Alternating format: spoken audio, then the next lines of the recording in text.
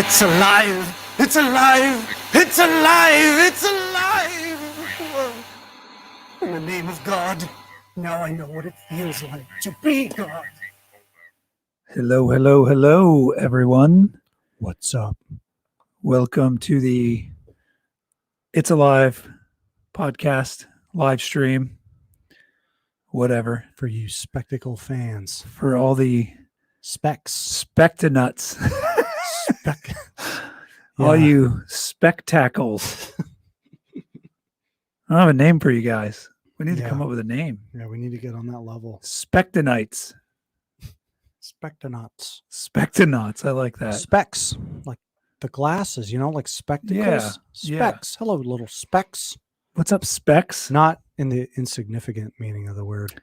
Well, spec is a spec. I mean, Horton here's a who, man. All right. So we are live on YouTube as well as the Facebook. Yeah.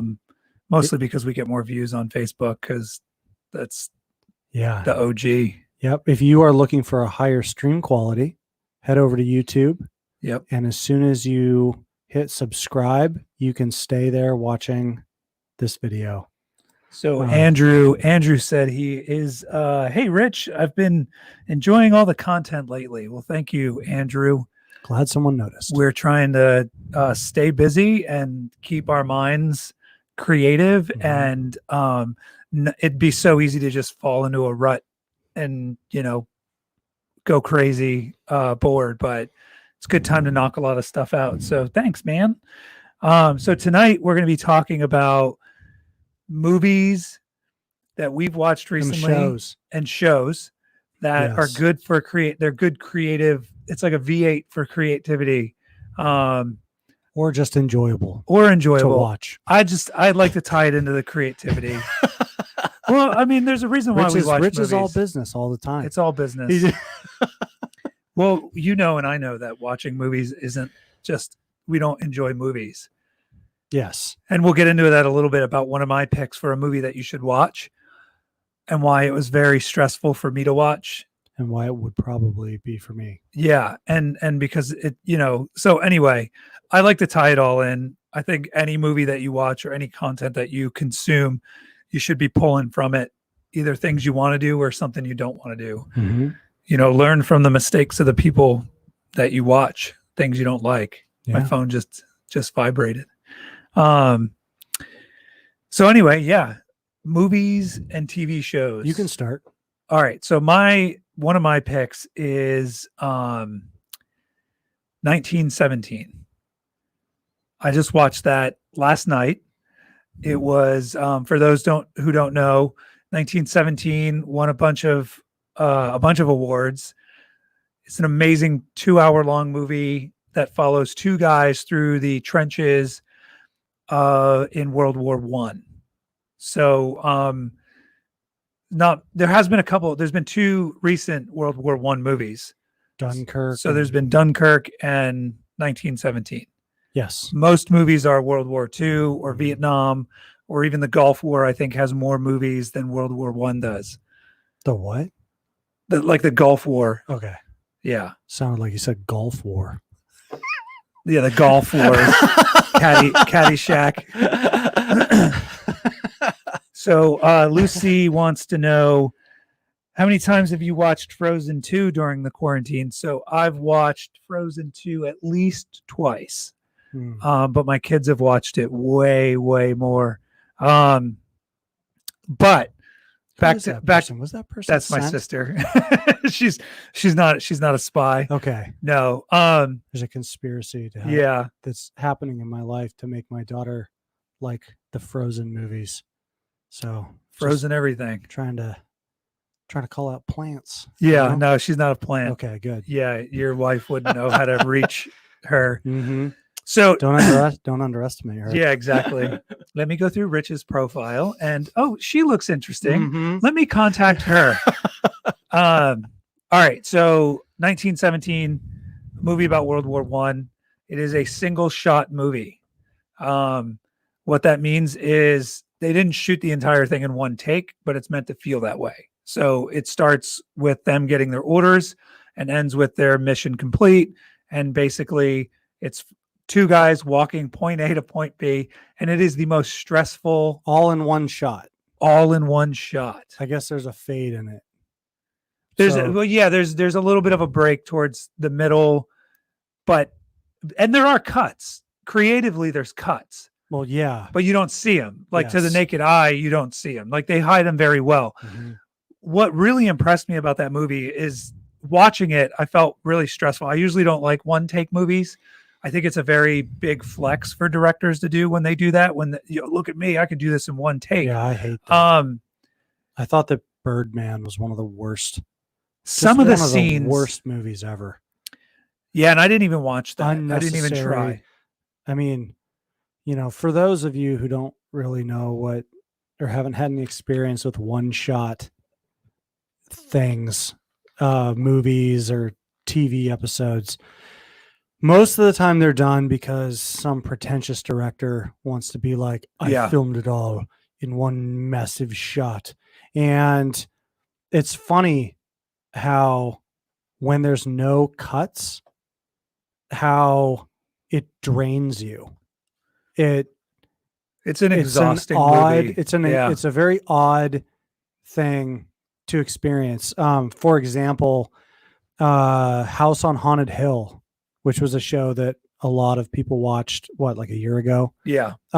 It had an episode where, there were these very long shots. I think the episode was 3 shots, 3 cuts. something like that. Yeah. And like 3 minutes in, the rest of the series is not shot this way. Yep. But there's one episode that is, and I don't know, 4 minutes in, I was like, why am I agitated? Yeah. Something like I feel like a leech Yeah. has hopped onto my brain and is just draining me of my Yep. energy. And it's because, of the swooping camera, never stop. And the other thing that bugs me about, I am going to talk about the positives first, but I want to get the reasons out why I don't like one shot things first, just because it sounds like I'm already complaining about your pick. But I have not seen 1917, but the other reason that I really don't like one shot or super long takes is because you have to set it up like a play, and movies that feel like plays are my least favorite kind of movie. I really could not stand The Hateful Eight. And that was a movie that was designed to have long shots and, with people exiting left and right. And, Tarantino even said he wrote it as if it was a big play production. Which is why And it took made place me in, wanna puke. in one place. Exactly, which is why it did Yeah. that. Yes. And I do not like one shot things. Now, that being said, The Revenant had really long shots in it, and it was shot with natural light. And that to me was like, it's an almost perfect movie to me. Well, so here and I think that the long shots in that happened during the action, when the fur trappers are getting attacked by Indians, and the action was happening in these long shots, it was like, watching it was awesome to see, and it built up a lot of suspense, and it was very well done, and it did add to the action. But the shots were very long. And I think that 1917, with the setting of World War I think that would be probably a war thing would be the most fitting reason to do a one shot. Well, it's like any movement in cinematography has to be motivated. If not, it just feels like you're showing off, right? Yeah. So if in The Revenant it worked because those scenes are meant to make you feel anxious, they're meant to make you feel that way. And Yes. it's the second time in a row that I've referenced I Am Sam, but legitimately it's in this movie this time. My I don't think reference. anybody remembers you referencing I Am They Sam. do. Our fans who Last watch this stuff. They wrote it down. They wrote it down. So in I Am Sam, whenever Sean Penn gets excited, or not excited, but starts to have a breakdown, the camera starts rack focusing in and out and starts snap zooming. And it goes to handheld. And it's very shaky and it's all over the place. And the reason is because the director wants you to feel how Sean Penn's character feels in that movie and not be able to focus on things. So the one-shotter is good when it's motivated in a scene. Mm-hmm. If it's out of place, like in House on Haunted Hill, right? Yes. Or The Haunting, what was it? House on Haunted Hill. House on Haunted Hill. Yeah. One of them movies. Yeah. It's a little bit distracting and it's jarring, but with 1917, I think it's the only movie that I could look at and go, I couldn't imagine this filmed in any other way that would make me feel the anxiety that these two guys felt taking this journey. And the distance that they travel is not far. It would take it's like a couple miles, right? Mm-hmm. But like, it's definitely motivated and it's definitely a really good use of that. That being said, I think they should stop. They should just stop doing it. Ryan says the one shot on Game of Thrones during let me pull that up. Of the bastards was amazing. But that, yes. Well, that's, but like a long shot like that, and even the ones in the Revenant. Yeah. Are different because they end. You can have like a breather. I mean, yes, the long shot, that was a great battle. That's one of the best TV battles of all time. But the length of that shot, it doesn't even compare to what this is doing. I mean, this is a totally different ball game. With 1917. Yeah. It's an entire movie. The whole movie is 2 shots. So when you watch that movie, do yourself a favor after Google 1917 behind the scenes. There's a great behind the scenes 12-minute feature showing you just the choreography behind the scenes and the camera work. They don't use any lighting in this movie because they can't, because it's one shot and they're moving. I mean, they're going across different terrains. They're going across mud, and then all of a sudden the camera crosses water, and just watching this, it is amazing. So that's my pick. If you could watch, that's on HBO. No, it's on Amazon Video right now. You can rent it for $5, $6. So definitely take a look at that movie. I wouldn't watch it if you're feeling anxious or crazy at the moment. It's definitely keep your heart monitor on you, because man, me and Caressa watched it and she was just like, this is so suspenseful. It's exhausting. It's so suspenseful. It must be. I am going to watch it because I want to know if it's suspenseful or exhausting. It's both. Well, because part of it too, the problem with the one shot is that you can't control, and I mean, you can't do it with any movie, but it feels like the one shot feels less like a fly on the wall, right? It almost does, yes. But it doesn't. Like, there's parts where I'm like, dude, you got to pan that camera up. Yeah. Show me that guy's face. Yes. Why are you not showing me his face? Yeah. But it's legitimately done in a way that makes you feel like you're one of the soldiers with these two guys. Yeah. It's good that they didn't like cheese it up that way, where it was like, oh, come on. Like looking at you like, oh, like you're a soldier. Yeah. Oh, that would have sucked. Come on. Well, yeah. Where are you going, Rich? This way. Yes. Like yelling into the camera like it's some cutaway shot. Even though, and we were talking about this earlier, so I don't like one shots, but 1917 might be a good moment to do a movie in a one shot, because I don't like POV movies either, which is point of view, which I can't remember what it's called, but there was a movie in the 50s that was filmed entirely first person. And point of view means the camera is the eyes of a character in the movie. So the characters in the movie, they talk to the lens like you're somebody. And then later they do the voice. Yeah. Like you're a member of the cast. And that movie sucked. Oh, it's so, dude, it was awful. It's Yeah. like awkward, and the camera's moving around on like a dolly, and it was Yep. so bad. And every attempt to do a POV movie has been terrible. And Except for Hardcore Henry. yes, It wasn't a good it did movie, sound like but you it were was going to say something else. Except for Hardcore Henry. Yeah.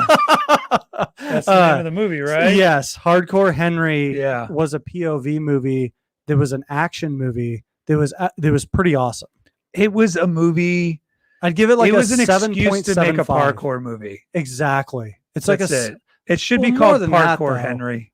It definitely had a lot of merits. It was a 7.75, Yeah. which for an experimental movie is extremely high. It was that movie would give you a headache though. That movie was like jarring in some spots. Oh yeah, it was. God. Especially I think that it was like 20 minutes too long. Yeah. But that movie was like, all right, that movie was cool. Don't do it again. Yeah. I don't We're need done. another one. I do not need another Yeah. Hardcore Henry. We don't need any more POV movies, but that was an example of like a film style that I cannot stand that was done well. And I did like it. Yeah. I liked it. I mean, okay. So 1917, you should go watch it. It's on HBO Go. Is it? Yes. It's on HBO Go because that's where I could watch it. Oh, So okay. I can watch it now. Maybe I accidentally rented it and didn't check HBO. Oh, you rented it? Yeah. Oh, okay. I rented it on Amazon. Yeah, it's on HBO. The good thing about this, about being locked down and quarantined, is that a lot of new movies are just being released. Yes. And you could just watch them. Like, you have to pay for them, but it's still cheaper than a movie ticket. Like Bloodshot. Like Bloodshot and Trolls World Tour. Yeah. It was good. I enjoyed it. Okay. I enjoyed Trolls. Did it stimulate your Here's creativity? the thing about Trolls. Oh yeah. Oh yeah. So I'm watching this. This is a side. We didn't talk about this before. Trolls 2, right? Do you remember when it was like, all right, you remember when Pixar came out with like Monsters Inc. and they were like, the hardest thing in animated movies is hair Yes. and fur, right? Mm-hmm. And then they made so I don't know if you guys have seen Toy Story 1 recently, but you should go back and watch it. It's hideous. Or Jimmy Neutron. The movie's hideous. Like Toy Story 1 did not hold up well at all. It's so bad. That bad. It's bad. Watch it again. The dog's arms like fold in on It's each not, like, other. so bad. Oh, it's bad. It looks so bad. They need to re-render that movie. Pixar could make $1 million if they just took that movie and ran it right through their render farm again. But anyway, when Monsters Inc. came out, they were like, hey, fur is like the hardest thing to animate. Well, that movie, Trolls 2, everything is furry. Everything. Fur, glitter. I'm just watching this like, man, they should win an award for most pixels ever in a movie. Most polygons. Yeah. Like it's the details in this movie. They've got little fuzzes coming off. Everything's made out of like felt in this movie. Yeah. And I was just like, the details in this movie. It's actually a really entertaining movie. Yeah. I'm not like seriously. I like bashing Trolls 1, but yeah, it's good. Anyway, Corey Addis says Onward was really good as well. Onward was good. I watched it. Yeah. It was okay. Yeah. It's not like the best. It felt a little lazy to me, the animation, but that's just me. Yeah. I like the characters in that. I thought it was good characters. I thought that they were kind of mean to the van guy, the brother. Yeah. It was like, he's a loser. And it's like, but he's super happy. Like he's a really nice guy. Like who calls like really nice guys like failures? It's like, oh yeah, of course he's a failure. Yeah. Like a dud. I feel like someone who was friends with Jack Black made that character. Yeah. It was like, this is Jack Black if he was a Smurf. Yeah. But during the entire time, it wasn't like, I never got the vibe that guy was, like a real loser, that doesn't have anything to do with the movie. It was just like, geez, I think everybody needs to lighten up on this guy. And then it was like, man, deep down in his heart, he thinks he's a loser. Yeah. Like it wasn't even that he just said it. It was like he actually felt that guy was like a nobody. It was like, geez. Corey said best fur in a movie goes to Trolls 2. Yeah. Come down and get your award. Yeah, you know what I liked about that movie was I really liked just how it made fun of like Dungeons and Dragons and how he was like, I feel like the quest has to go this way. Yeah. Like I thought it was it was unique. It was a unique story. I like the Manticore lady. The Manticore, yeah. How she freaks out. Yep. And whoever said you had to take risks, and then it's her quote on the wall, like you did. Yeah. She looks at it and just starts losing her mind. You're right. Yeah. I liked how it was all based, like his book was all loosely based on history. Mm-hmm. Yeah. It was cool. I give it a lot of points for unique like story. Okay, so I got one thing about that movie. Yeah. One major like problem that I didn't hear explained. Maybe I missed it for whatever reason. Maybe my kid was yelling in my face. But so they get the crystal at the beginning of the movie. And he does half the spell, and because he's a chicken or whatever. Corey did say spoiler alert, but we're not spoiling. Whatever. It's not the end of the movie. Yeah. For whatever. You're a grown ass man. Stop watching animated movies. Yeah. No, for whatever reason, he he freaks out and he doesn't complete the spell. So the dad is half a dad. Yeah. And then they have like 24 hours. Yep. This is all in the trailer, by the way. Yeah, this is all in the trailer to get another crystal to finish the dad spell.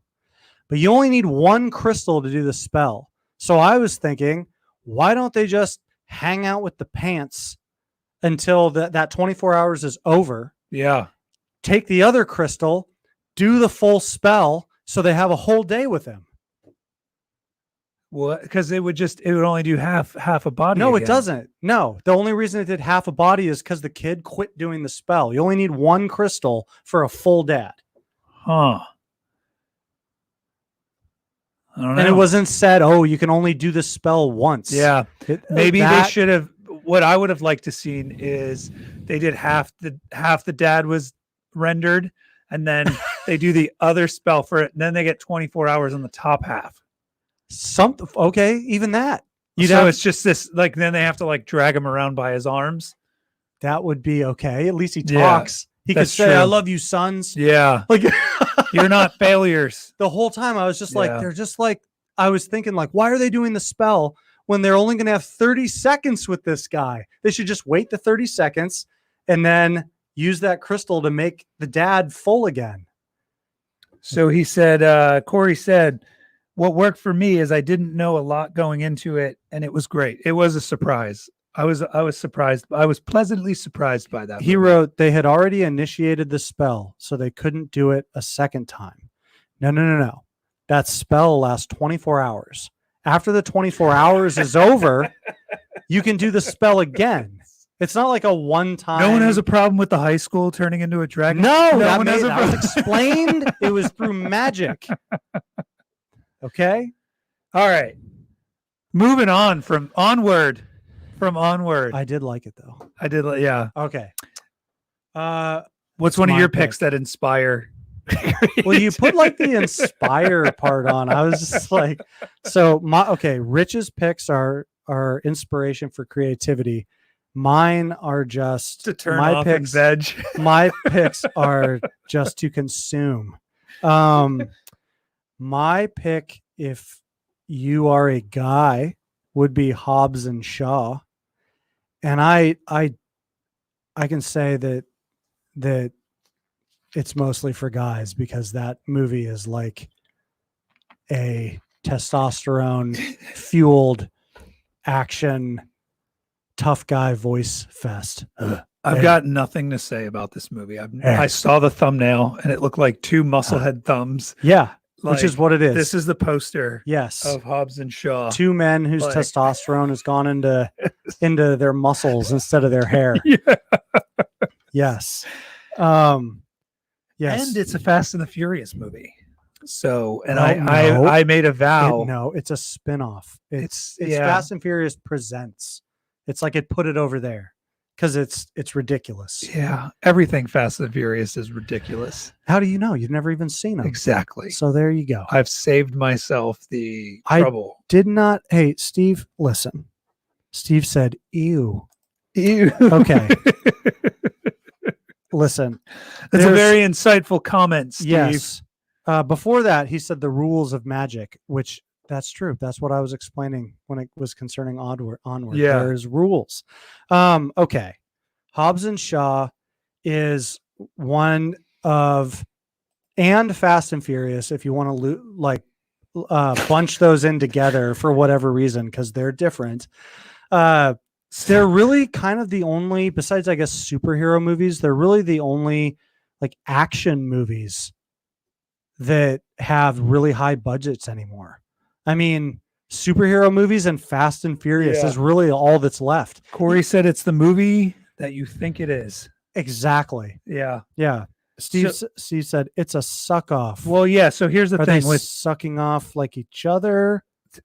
Is it, what's a suck off? So a suck off. So here's the thing. A suck fest? So, StreamYard, when you click to have someone's message, I went to click because I put ew on the screen. So I put ew, and then I went to click off on ew, but it had already advanced. Like as soon as I went to click off on ew, it advanced, and Steve's "It's a Suck Off" pops up. Oh, okay. Literally, like, anyway, suckathon. It's a suckathon. See, Corey said it was fun though, and that is what I'm getting at. Here's the reason that it was fun though, with a follow up of a emoji. Probably because he's afraid of being attacked in this space that it obviously isn't safe. Yeah. For fans of action art.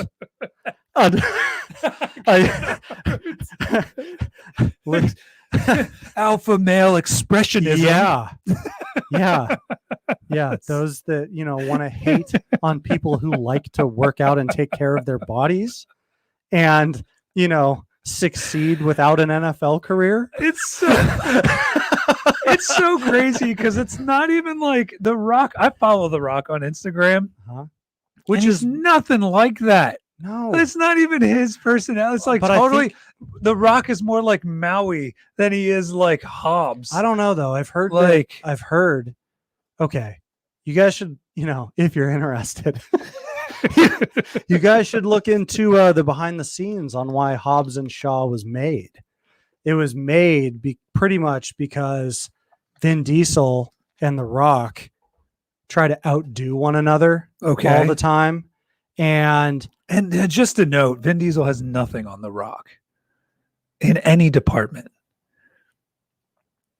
There's so many reasons why that's not true at all. The Rock is a better wrestler. Hands down. Has better facial expressions.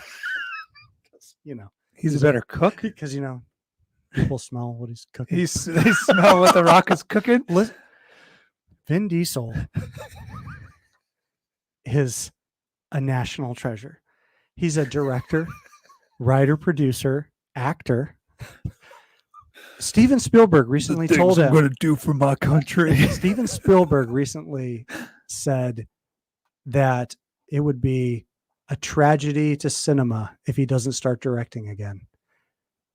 Okay, did anybody ever say that about The Rock? I don't think so. The Rock knows his place.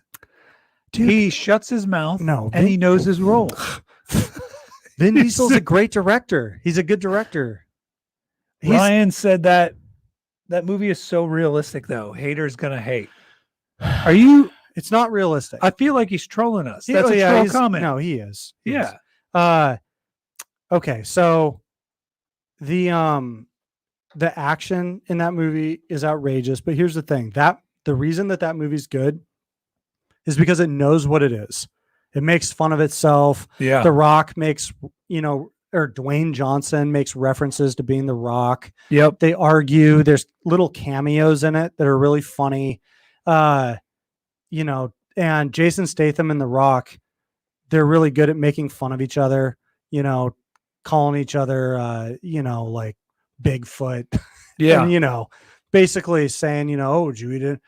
How much testosterone did you eat for breakfast? Obviously too much. Yeah. Because you can't think, that kind of stuff.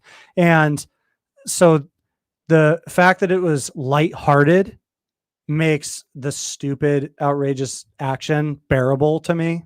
Yeah. Okay. And you know So what? what- And here's the thing that pisses me off about these hater comments and opinions is that there's no tougher movie critic than me. And so when I'm like, this is a fun movie, Yeah. all the people who are normally like, geez, Caleb, lighten up. Why does everything have to suck? You know, movies aren't real, right? Those people, Yeah. when I'm like, this is a fun one. This is a good movie. You know, sit down, eat some popcorn with. They're like, no, the movie sucks. The movie sucks. I don't like weights. Those guys have no hair and they look dumb. They be dumb. Yeah. F your opinion of this movie. This, I throw out a bad, you know, okay, this should not win an Academy Award. I'm not knocking the movie. Oh no, I'm not talking about you. Oh yeah, I'm not knocking the movie. I'm just saying that our beef is between The Rock and Vin Diesel. I'm talking to all the people who probably clicked off the stream as soon as I said Hobbes and yeah, Shaw. 4 people just it dropped from 8 to 4. Yeah, probably. You know, because they're haters. They hate on things that are good. They came to look for inspiration, and you threw that out. Okay, here's why this movie could be inspirational: is that the entire time I was watching it, I was thinking, how were they filming these action scenes On a green screen. and not just doubting themselves? No, Yeah. I mean, it's like, I was like, I'd film 3 shots from this action scene and be like, this is going to be so unrealistic. This is going to look like, you know, a Captain America movie that isn't. I feel like I'd be like, oh my gosh, I am making something that is not just an action Fast and Furious movie. I'm making like a full-on superhero movie that makes fun of itself. I mean, I feel like the directors of those movies would be really good at cinematics for video games. Yeah. Like that's what it's like. They played a lot of video games and they were like, this is what a movie should be, 2 hours long. Yeah. These completely outrageous, which is in movie cinematics. It's like, or game cinematics. You're like, yeah. Well, I mean, cutaways, you're like, oh, that was cool. And in a lot of games, you know, that translates to the gameplay now, even yeah, with the crazy action and stuff. Yep. Yeah, I agree. And sometimes directors that are heavy on crazy, weird action, they like John Woo. John was somebody talking crap. Which is making a face. Yeah, realistic. Grab a helicopter by a chain. No. Corey said that's what Steve said. Corey said The Rock has the star power and muscle to start his own spinoff. Let's not forget Vin Diesel owns the rights to Fast and the Furious, so they both made money. Yeah. He owns it. I mean, there's a lot of that's just another reason, you know, why people should be looking up to Vin Diesel. Looking up to him. Yeah, looking up to him. Isn't he short? No, I don't think so. No, can't be. That's probably a lie. It's probably He's a like nasty a Roman rumor. god. He's like a Roman god. The Rock probably put that on his Instagram. And you were like, oh, Vin Diesel's short. What I was saying though, Vin Diesel and The Rock, they argue in all the Fast and Furious movies. Yeah. Behind the scenes, not in the movie. Like argue, like real argue? Yeah. Or... Yes. Like, screw Vin Diesel better watch out. Okay. I wouldn't argue with The Rock. Okay. Yeah, I guess not. Might get a suplex to the face. Anyway. It's the people's elbow. Okay? Yeah, it is. Suplex? Yes. He doesn't do it. So hang on. Stop. You're derailing my feud info. So so they argue and fight. The Rock came in and basically since he's The Rock, he wants to be like have half the scenes, which is fine. I get that. Hold on real quick. Is he still The Rock? He's not. Yeah, he's Dwayne The Rock Johnson to me. Now, but I interchange him. Remember when he wasn't allowed to do movies as Dwayne Johnson? Yeah, because they like Walking Tall was like The Rock. The Rock. Yeah. It was like, wow, you signed away your life. Anyway, keep going. So they were arguing over that. They were arguing over who was going to say, you know, the sand gravel toned one-liners, you know, hit the nitro. They were arguing over who was going to say all that. And then, you know, it was causing problems in the production. and they asked Vin Diesel like, "Oh, there's rumors that there's you and Dwayne Johnson are fighting on the set," and he's like, "Yeah, we do. Every time that guy's on the set, we get in an argument." What did you think was going to happen when you have a guy named Diesel and a guy named The Rock? Yeah. It's like, yeah, we argue over who's going to do what. And yeah, we end up doing all of our own. He's like, and my stuntman, he said, my stuntman does half the work that he would normally do when The Rock's on set too, because it's all like, oh yeah, I bet you're going to have your stuntman for this. And that's funny. And so he was like, yeah, we do. What's the problem? He's like, look at the results. We're both tryhards trying to outdo one another. That'd be a funny movie. And Tryhards. Yeah. Yeah. And he's like, it's a total pain working with the guy. And then, he goes into but he's the hardest worker I've ever known. He eats creatine for breakfast, lunch and dinner. And then The Rock went to the producers. I want to be in Fast and the Furious more than this franchise allows me to be in it. Yeah. And so they were like, oh, well, maybe the next one will just star you. And the owner of Vin Diesel is like, no. They're like, you can't just make a Fast and the Furious without me in it. Well, like, what do you? Well, it would suck. It'd be. Yeah, they did actually. Yeah, and it wasn't any good. It sucked. It's the worst one. But and you just can't make a movie without me. Yeah. Even though I didn't want to do the second one. Yeah, I was too good for it. He apologized for that. Yeah. So some people accept other people's apologies when they're real. So they said to The Rock, you know what? You can make your own Fast and Furious movie, and that's what Hobbs and Shaw is. Okay. It basically exists because The Rock wanted to be in Fast and the Furious more, and since it's an ensemble cast, he couldn't. And Jason Statham needed like a new movie that he's the same character in. See now, I thought you just were going to say it needed a franchise. And I was he's the exact same character in every movie. Well, yeah, but he's in Fast except for Furious. Snatch. Yeah. Yeah. He's a little bit different in Snatch. He's not a even though he's not kind a of driver. It sucks because I'm okay with that guy being the same. Yeah. Well, and he knows it. But it doesn't suck though. Yeah. I mean, it's okay. It's like Burt Reynolds. He's not, a great thespian. He's not Daniel Day-Lewis. Yeah. But so what if he's just Burt Reynolds? Yep. Who cares? Yep. Steve McQueen. He's the same guy in all of his movies, but it doesn't matter. So dude, if you talk about people who have made bad movies, I would say that Jason Statham has made way more bad movies than Dwayne Johnson or Vin Diesel. Yeah. Oh yeah. That guy's made so many crappy movies that Cranked was like his best movie. Crank? Yeah, Crank. Yeah. That was a good movie. Well, I like the first Transporter. Yeah. I think that's his best movie. Crank was really good. Crank was good. Yeah. Crank 2 was a little much and a little unnecessary. But hey, if you just want to watch a good action movie, speaking of Vin Diesel, I also watched Bloodshot, as I also mentioned earlier. I liked Hobbs and Shaw more than Bloodshot. Steve said Bloodshot was better the second time. Yeah, that's okay. If anybody wants to watch Bloodshot, make it through the first 20 minutes of the movie. Crank 3, the cranking. Yeah, I saw that.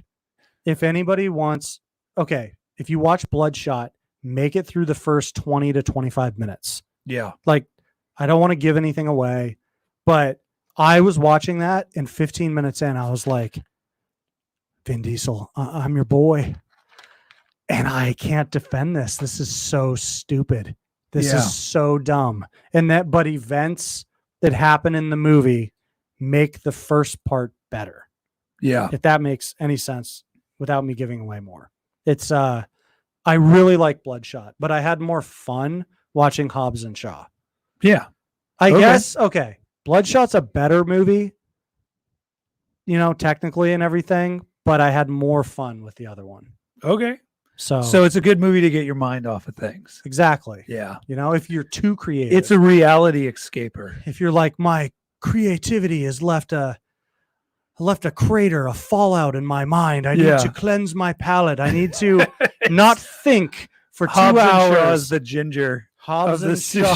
Hobbes and Shaw will dish up, Samoans fighting spec ops. Yeah. With their relic weapons versus guns.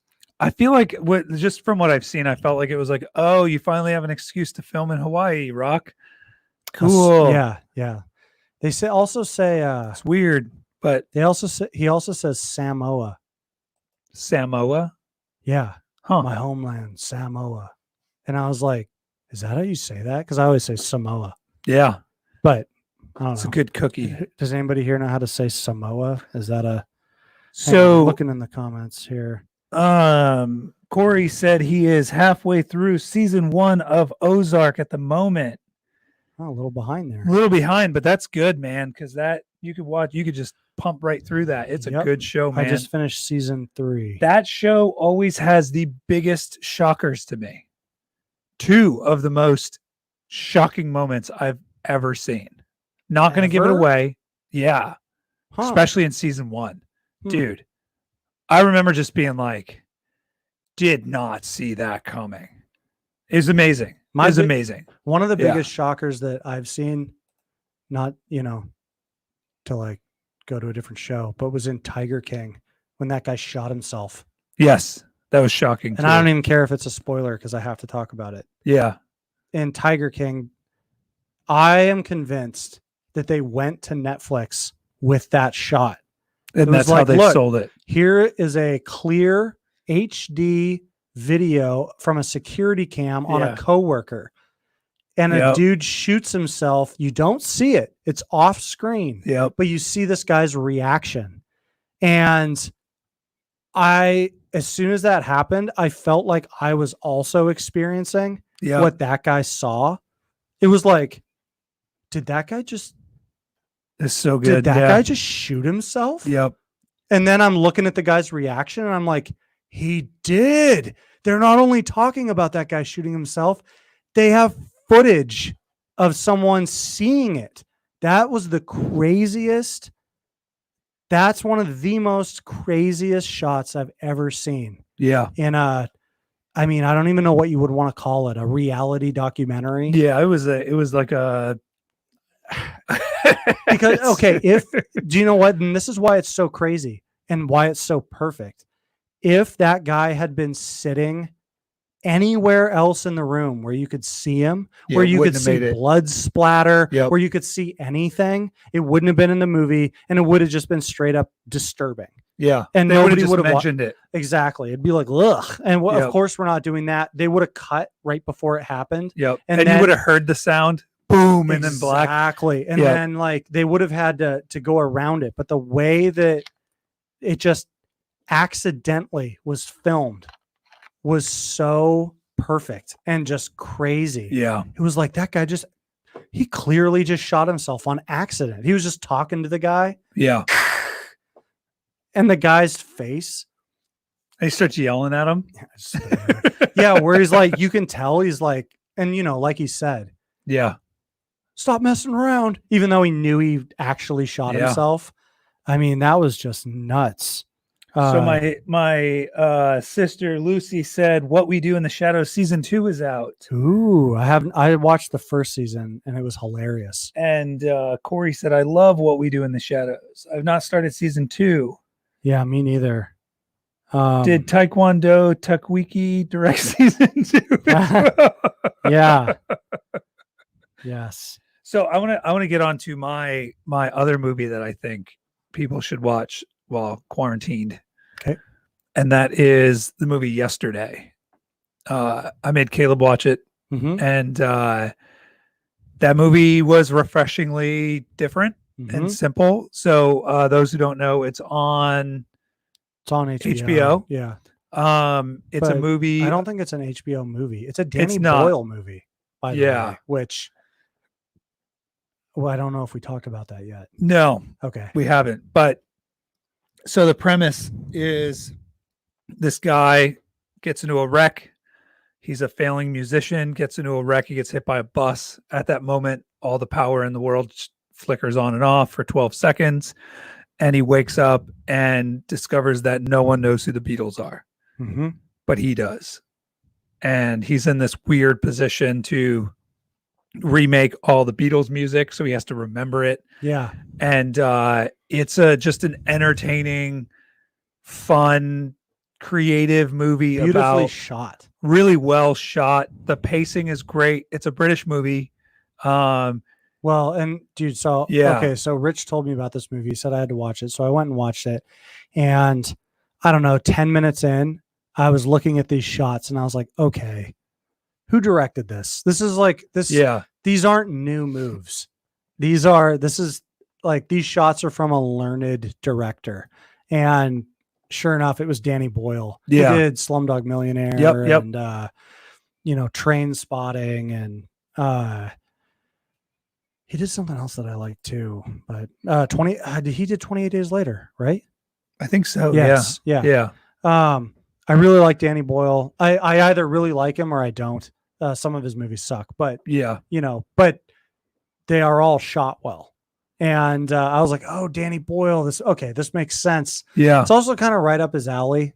Yeah. It kind of has like a non-comedic Ricky Gervais style, if that makes sense. Well, even just his shots, some of the shots that he chose to do whenever someone rang on the doorbell, it was like in that weird glass piece where their faces were all like weird, but like it's just a cool what if movie that didn't really have any consequences as far as like, it was just unique and really fun. Like, what if someone woke up and they were the only ones that remembered the Beatles and in our time? So like a lot of the songs don't really relate anymore. And you're having to, you find this character having to justify things that the Beatles probably didn't have to justify because they were all hippied out. Yeah. You know what I mean? Like just weird titles of songs. It was just very creative. Like, oh man. And it wasn't just the Beatles that disappeared. It was other things that he was just randomly finding out about. Yes. But it was very like well done. And then it was so funny when he was looking up other bands to see if they existed. And then he looked up Oasis. Yeah. They didn't exist. And he goes, well, that figures. Yeah. Well, that's because Oasis exists. They exist because when they started, they tried to replicate the Beatles sound. Yep. And so they were they're like a glorified. Which is what they said when they did that. They were like, we're inspired by them only. Exactly. Like, yeah. So, which it's just funny that they put that in there. Home. Well, that figures. Like, why would they exist? Yeah. Yeah. I really like the movie. I wish that it would have explored him having the Beatles songs and failing with them for longer. Yeah. Because there's a scene in there, and like I said, I'm not going to give anything away, but he has these songs and he's singing them and he's not getting any traction. Yep. And he's telling his girlfriend, manager, whatever, it's me.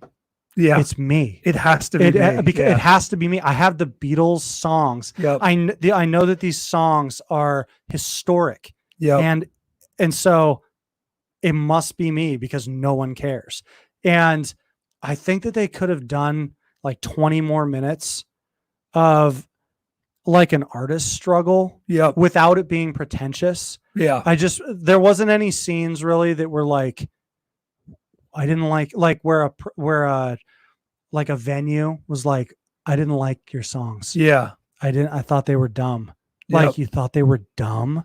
And just really doubting himself. Yeah. I think that they could have, I don't know, they could have done a lot with, because we all know that there's a million artists out there who either have a lot of talent. They have just as much talent as famous people, but for some reason they can't make it.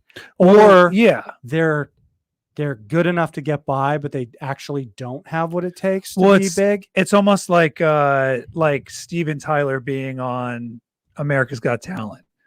It's like that dude would not pass on America's Got Talent. No, he's not. Like his voice is the opposite of America's Got Talent. Yeah, like they would be like, get out of this room right now. So it's always funny when you see like Steven Tyler's a judge on American Idol? Yeah. Or it was American Idol that he was a judge. It's like, what? Nicki Minaj is you guys have Steven Tyler has the most unique voice in rock and roll, and it's like, and you're on American Idol? Yeah. You're not even qualified for this contest. Yeah. This is for clean pop artists, not Steven Tyler. So yeah, I agree, because even some Beatles music, you'd be like, if it wasn't for them being the Beatles, you'd be like, the song was okay. Yeah. Yeah, I wish there was more of that in the movie, but it is a good, I think that would have added a little more creative way. depth. Yeah. Like there was such an opportunity for that movie to be like kind of an ultimate look at the life of a creative musician. Yeah. And it didn't go quite as deep as I wish it would have. But like I said, that didn't like take away from my experience. That was just something I wish that they'd done a little bit more of. Especially, when they touch on it. That's the thing. Because he said like, oh, it's me. And then it's like, oh, you're now famous. Like, like it's like, it goes real quick. I wish that it would have taken some time to sit in that period. Yeah. But watch the movie. I really did not like the ending. That to me was kind of a turnoff. But other people who have watched the movie, they really liked the ending. Yeah. So I didn't mind the ending. Yeah, Rich I liked the ending thought it more was than okay. me. I wanted to put my fist through the TV. I knew watching that movie that you would have hated that part. I was like, he's gonna hate this. Yep. I'm done. I just wanted to turn it off. Finish. You just wasted all my time. Yeah, no, I really, really liked I didn't really, really like the ending. I liked the movie enough to where the ending I was like, okay, yeah, cool. Like I wasn't mad about it, but I knew watching it that it would make people of a certain flavor angry. Yeah. There was a Bruce Springsteen movie. Oh, Steve said Bruce Springsteen. I don't care about Bruce Springsteen. Are you just doing current movies? So we were just hopping on to do a real quick live stream, and 50 minutes later we're talking about Hobbes and Shaw. So no, we're Caleb's got one more recommendation, and then well, I don't know. I mean, current movies, pretty much. Caleb's probably got a whole repertoire of movies. I mean, if you want to watch a classic movie, not a classic, Fast and the Furious one. Yes, it's vintage now. A vintage movie. It's vintage Diesel. Yes, vintage Diesel. Yeah, post Walker or pre Walker death. Okay, so a movie that is not current is Paper Moon. That is one of my favorite movies. When people ask me what my favorite movie of all time is, I just say that. Paper Moon. Okay. It is a near perfect movie. All right. It's only near perfect because there is a mistake in it that I found, where the radio in a couple of the scenes is playing a show that in real life had not aired yet for another year. But that's really getting into nerd technicalities. Yeah. Steve Mummy says Sunshine. Hang on, I'll just a second. I'm still talking about Paper Moon. Paper Moon is about this little girl whose mom dies, and one of the mom's friends goes to the funeral, and this little girl has nobody because the mom died. They don't know, where the dad is or whatever. And one of the townspeople who is nice enough to be at the funeral, she's like, this little girl has to get to her aunt's house. Can you take her? And he's like, no, and basically he's a con man. But basically he for whatever reason, he says, fine, I'll do it. And then when he gets the little girl, which was not his initial plan. Yeah. But since he now has to take this girl home, the mom was she was killed in an accident. He goes to the factory whose who's the factory guy's son was responsible for her death. And he blackmails the dude into giving him $200, right? Or he's going to like sue him. Okay. And so then while the little girl is with him, he goes out, he buys a new car, he buys all this new stuff, and he goes and he buys her a train ticket home. Like he's not even going to take her home himself. And she goes, "That's cool, but give me my $200." And he's like, "What?" And the movie is about how they're trying to grift $200 because he owes it to her because it was her money and he spent it. And then they end up it's like a road trip movie. Okay. They're like, going to different towns and getting money and having like adventures. And the script is perfect. The way that it's shot is there's no more of like a classic style. It's perfect, that movie. Besides that one stupid little mistake that Steve Mumby said something on the radio. So I listen to and collect old time radio shows. And in one of the scenes, they're listening to a show called Fibber, McGee and Molly. And one of the funny jokes, the reoccurring joke in every episode of Fibber, McGee and Molly is that Fibber opens up a closet to look for something and everything falls on him. Well, they didn't start that gag until after the year that the movie took place. And at the time when I watched, like a year or 2 years ago when I figured this out, I knew the air date of that episode. And I knew that, just because I don't know why I know that. But anyway, the radio show that played had not happened yet. And also there's a Burns and Allen comedy episode that plays as well. And that episode also did not air for 2 years after that movie took place. So nobody would know that. Yeah, thank Orson for Paper Moon. Well, I mean, that is okay. I have to go into like the behind the scenes of Paper Moon, but Orson Welles, Bogdanovich took him the script, and Orson Welles said, it was the best script, and basically punched it up for him and gave him a bunch of tips. So that is true. But for whatever reason, I mean, okay, Bogdanovich obviously listened to Orson Welles because it's a great movie. So Steve, if you're looking for an old movie to watch during the lockdown, Paper Moon, and it's available to purchase on stream. So cool. It's awesome. And Steve also said Sunshine.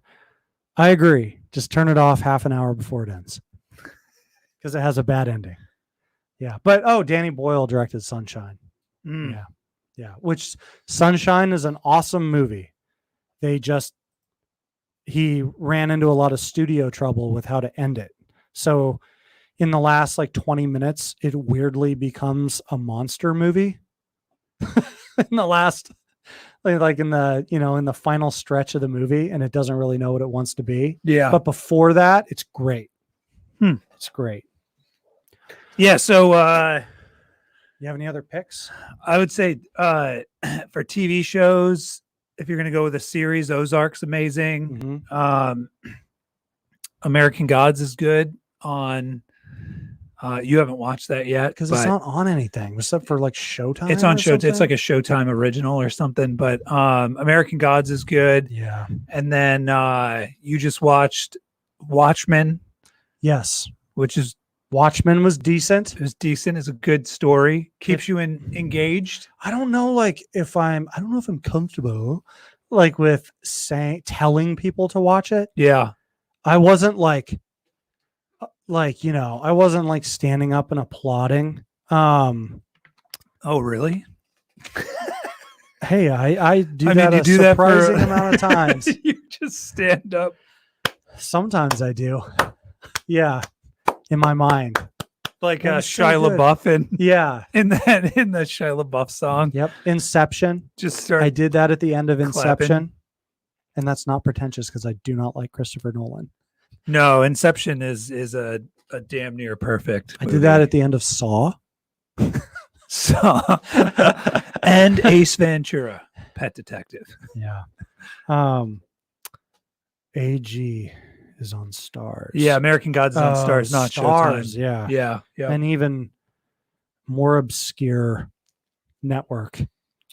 Well, Outlander's on Stars. I like Outlander. Yeah, but that's everywhere. You can watch Outlander on Netflix.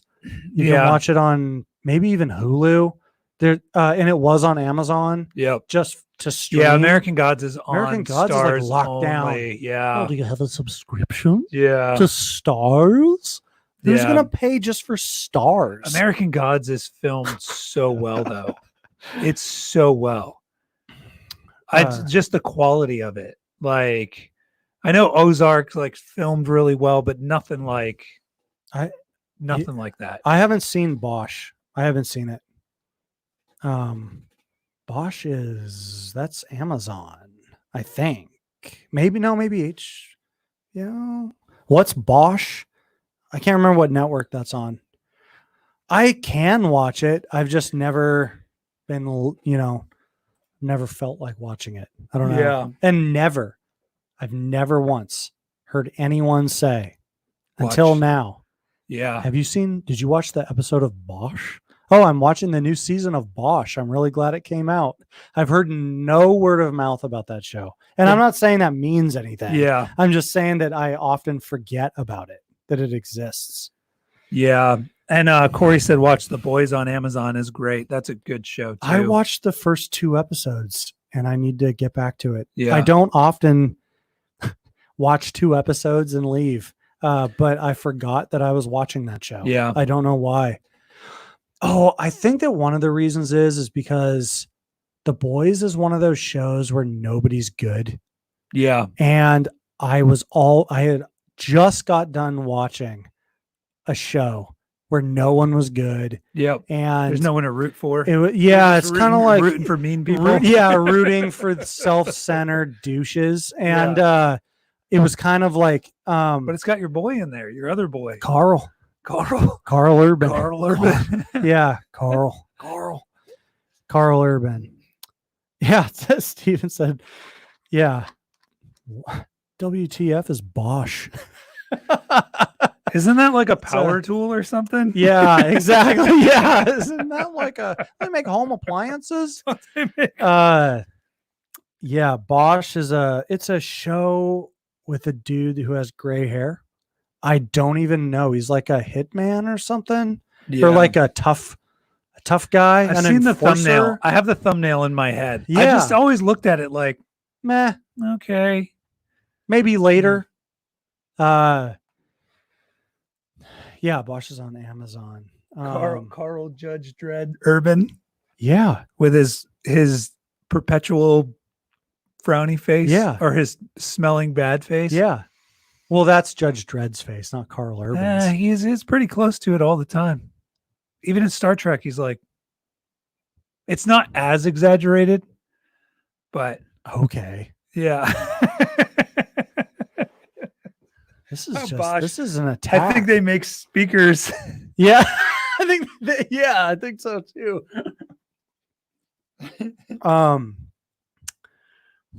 Just a quality cop show based on a good book series. He's a cop. What's a book? Yeah. Book? What's a book? Yeah. Yeah. I don't read books. They ruin the movies. Yeah. Watchmen, Steve said a few minutes ago that Watchmen isn't for everyone, but I enjoyed it. That's what I would say about it. Yeah. At the end of it's a mini series, so it's only planned for 1 season, and it's not on a cliffhanger or anything. But when the final scene played, it was like, okay, yeah, well, success. Yeah, that was that. I crossed the line. Yeah, I kind of, oh yeah. Steve says Carl Lord Vaco Urban. it's another Vin Diesel reference there. Yeah. And you only know that. I wouldn't have even known his name. So either you just look that up or you're a bigger Vin Diesel nerd than I am. I was going to say something else, though. If you're into anime, 7 Deadly Sins is pretty good. I watched all that. Carl Scourge. Urban. Yeah. Penny Dreadful was on Stars. That figures. I thought Penny Dreadful sucked, but was it dreadful? It was. Yeah, that's why I hate saying I hated the Hateful Eight because it's hate and hate. I don't know. Do you have any other things you've watched recently? No. I mean, I got through Ozark season 3. It's a good show. It had another great shocking moment. Didn't expect it. I've been trying to pump through a little bit of movies, just kind of decompress and watch nonchalantly. Yeah. So 1917 was good. Yesterday was amazing. Mostly from a refreshing standpoint, but yeah, that's all I got. Eva Green was amazing in Penny Dreadful. Well, yeah, everyone was good. I mean, Timothy Dalton was good and Josh Hartnett, but it just sucked. It was just another weird rehash of, as soon as they said Frankenstein, I'm Dr. Frankenstein. I was like, oh, this is about normal monsters. I thought they were going to do something new. And then it just turned into a subpar rehash of classic monsters. It was ugh. I watched the first season and I was done. I thought it was dumb. Cool.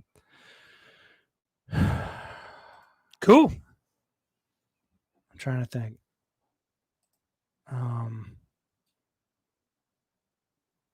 Yeah, I like the old Universal monsters too. That's why I didn't like Penny Dreadful. It's not like you're it's not like a sequel. Speaking of classic monsters, the Universal monsters, the Dracula show. Oh yeah. What was that on? Is that Netflix? Mm-hmm. That show was surprisingly good. Yeah. It was a good version of Dracula that was unique and original. Mm-hmm. And I really enjoyed seeing that. I need to watch it. I've only seen the scenes. There's great lines in that show. Yeah, the scenes that I watched were really good.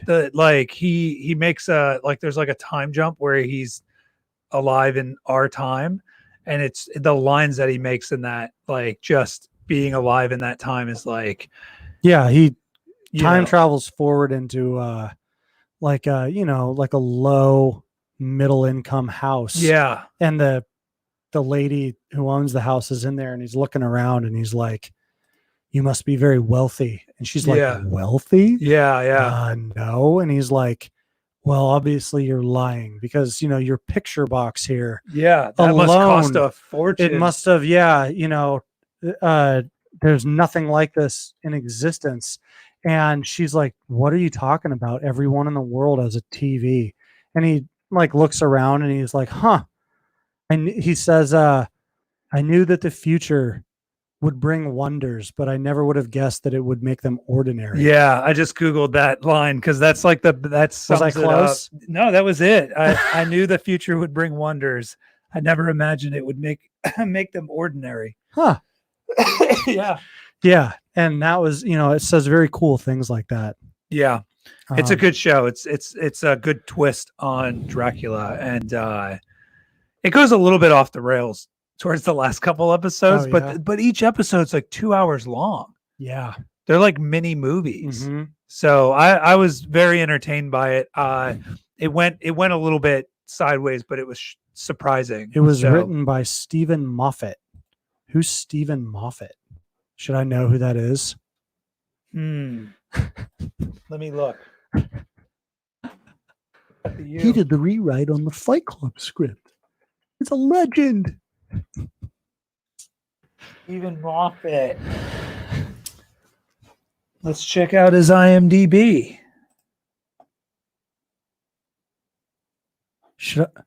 Oh, he's the writer of Doctor Who?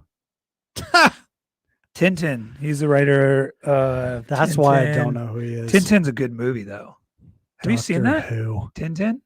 Yeah, it's a great movie. Yeah. Yeah. Really well animated movie. Yeah. Well, maybe I won't watch it if he writes Doctor Who. Yeah, whatever. He only wrote 63 episodes. 63? That's way too many. Anything over 2. That means he's responsible. Yeah. When do the years start on that? He's no longer he's not like an accomplice. He actively Doctor Who. Let's see, his first Doctor Who episode. It should just say like 2005. Yeah. All the way to 2020. He's nope. 2017 was the last episode. Doctor Who sucks. Doctor Who is the Stargate TV show of sci-fi. It's the other Stargate. I never understood. I remember turning on TV and Doctor Who was on.